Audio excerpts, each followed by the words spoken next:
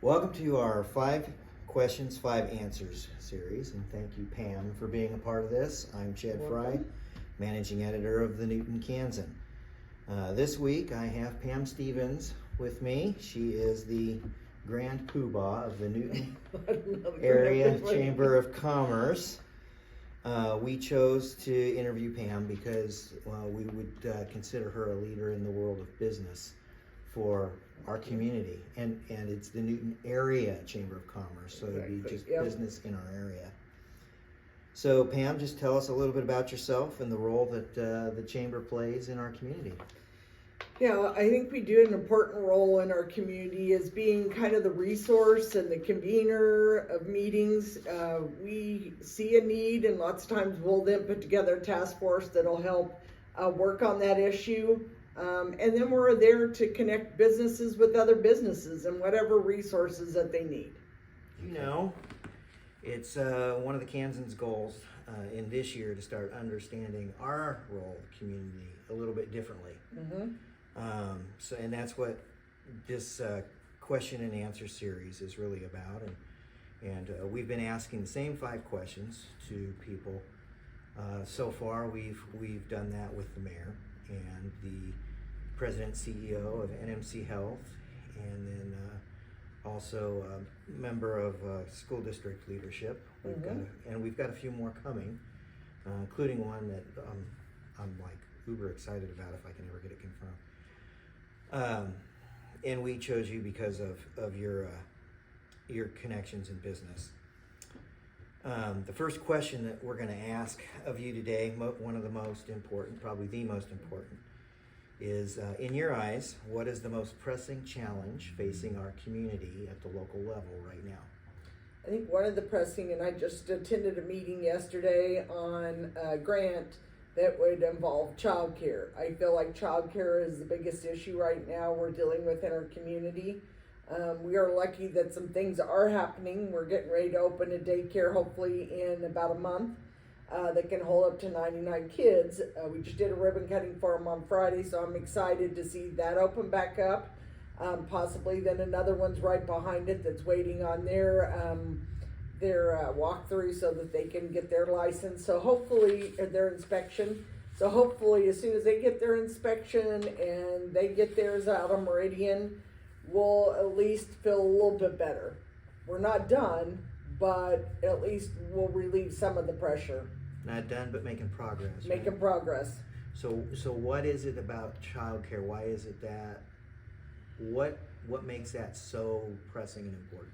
I think because we need the workforce. A lot of people I know can't work because they can't find a babysitter, and then some are people my age that are babysitting their grandkids because they can't find a babysitter for their kids, for their grandkids. So I think it's pressing because we've got 2 large companies coming to our community. We need every bit of workforce that we can have in our community. So very cool. Considering our current evolving media landscape, what role do you see local newspapers playing in our community 5 years from now? I think that role is going to change a little bit, but I still see the importance of having a local newspaper. But I think you got to find ways too to reach people on social media. I know my kids live here in the community. They probably haven't picked up a newspaper in years. Yeah. But how do we reach them? I think it's more with your social media, trying to get that information out. Yeah, and I would agree with that. I would just say that one of the challenge that we're going to have and this is pretty much across the board in media. This is all media. Mm-hmm. Finding a way to actually make money because we're businesses, all of us, right? So it gets more challenging trying to sell that advertising when you're on a social media side, I think, than it is when you're in a newspaper. Yep. So in your opinion, what role should we as a newspaper be playing in promoting civic participation and community involvement? I think you play a big role in that of just getting more involved in the community, really encouraging civil leadership because we need civic leadership in our community. It's a tough job to take on, but we need it in our community. People that are willing to put themselves out there and learn and grow in that position, be it school board, be it on any board in our community. we have a lot of nonprofits and they're always looking for board members. How can you civically get more people engaged? I think is important. And this is a question that's just like right up your alley, because I'm telling We'll you, see. you guys are the purveyor of one of the largest community events in this community. So what community events or activities do you believe that we need to be covering better than we do in order to connect with the residents of this community? Yeah, the two top events that I've learned currently of the amount of people that are attending are our car show and the Taste of Newton. So I would say those are your two big events that really draw people to our community. So is it more important to be running around with a camera and a notepad, or is it more important just to be seen and talking to people during those events? I think it's to be seen, but I think it's good to be around taking some video because you capture the character of our community at Taste of Newton especially. It's all about our community. Even though people come in from outside and come to Taste of Newton, it's really one of the biggest community events that's for our town. And I think if you can get some great, video or pictures of what's going on, you'd be amazed of the spirit we have in our community. It's awesome.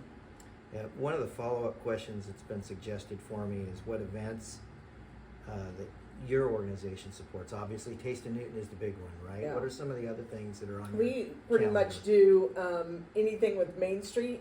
We have a contract with the city to do Main Street events. So really one of the other big events that we do is at Christmas time, really in November. It's called Taste of Christmas. Mm-hmm. And it's well attended. People love the Christmas open houses. It really kind of puts everybody in the spirit. So that's one of my favorite ones. And the other one that we do that's a community event is a new teacher breakfast that we do, that we welcome new teachers to our district. And that's really a feel good of really getting to know our, kind of matching the business community with the school district. Cool. Very cool.